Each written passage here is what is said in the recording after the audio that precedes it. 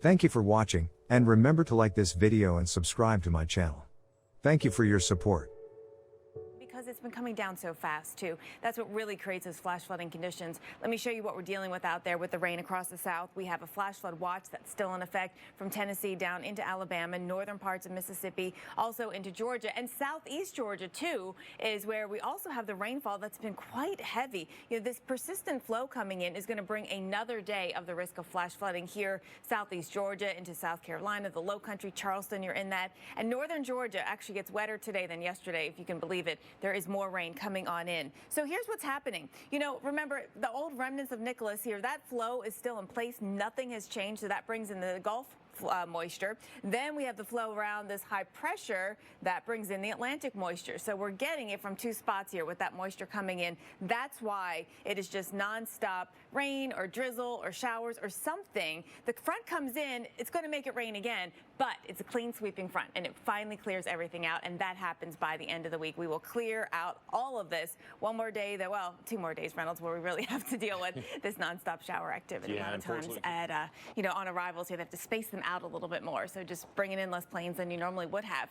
Minneapolis, Kansas City, overnight we've got Chicago, we've got Memphis, we've got Nashville, we've got Atlanta, we've got Birmingham, we've got Orlando, Tampa. I'm going to throw you in the mix as well. A lot of spots will likely see delays today because of the weather. And so, you know, this is not a situation where they do a lot of cancellations for flights, but there will be some delays when you have this kind of weather. Lightning always a risk too, right, in creating some delays because they want to bring the ground crews into safety. Watching what's happening for you today, Minneapolis, with storms coming in for a good chunk of the day. And then we will clear out tomorrow, much better travel conditions then. Chicago, it's tomorrow morning. So that first flight, almost always I say, oh, you know, take the first flight. It usually gets off fine, but we'll have thunderstorms around tomorrow morning in Chicago. So the first flight is the one that may see some delays. Nashville, for you today, we've got showers and thunder showers, and it's the low visibility which will, you know, get us here at the airports in terms of creating some delays. Atlanta is in that today and again tomorrow, actually, and all of our Florida airports are as well. All right, Reynolds, what's for lunch? Be actually severe. A lot of lightning this morning from, you know, stretching pretty much up and down throughout the state of Minnesota. But as the storms track east and come into a little more daytime heating, air that has time to become more unstable, that's when we have the risk of severe weather into Wisconsin, down into Illinois. And we'll track all of this for you. Dip at our jet stream coming in. And so to the east of it, this is where we've had that return flow, where we've been getting temps warm, dew points up. It feels humid out there, doesn't it? Chicago, Milwaukee, Madison. So watching the southerly flow out ahead of our front, and that's feeding into these thunderstorms. It's why some of them are really bringing some pretty heavy rainfall as well. Here you go today with showers, some thunderstorms in Minnesota and Minneapolis. That includes you almost all day long. But then here you watch the front on the move, and out ahead of it is where we'll have this line of thunderstorms. This could potentially bring some severe weather. Damaging winds would be the main risk that we see with this. There'll be isolated, you know, tornado spin-ups or isolated hail, but I think damaging winds the main threat. You see how it kind of takes that straight line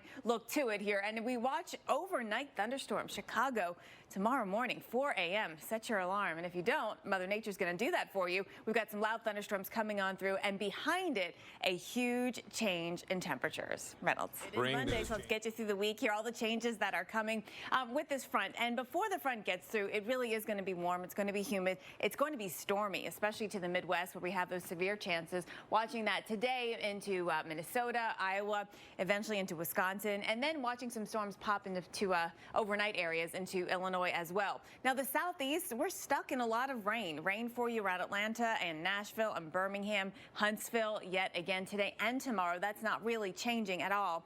Dallas, though, after 100 degrees today, 82 degrees tomorrow. Can you say faux pas?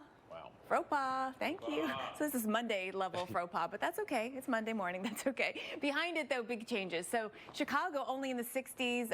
New York City, the front comes in. It'll be in the 70s and raining, and we'll see that as we get into your Thursday and Friday. The rain sticks around. But the southeast, I mean, now the front has come through. Temps are going to be in the 70s, and it's going to be glorious sunshine, a beautiful day. If you're looking to, you know, maybe get a short work weekend, I'd do it this week. Friday's going to be fantastic. Saturday looks good as well. Temps in the 70s there. Now we start to rebound across the southern plains. Dallas and Tulsa, temps go back up into the upper 80s, near 90, and that continues Saturday into Sunday. So the warmth does return. Don't think we'll, you know, stay in this cooler fall-like weather forever, but we are going to see a couple of days of it this week. And by the weekend, too, we clear things out in the Northeast. For most of you, it's going to be a dry Sunday, looking pretty good there for doing any traveling or just enjoying the season, watching some football, maybe outside. Reynolds, set the TV up. Yeah.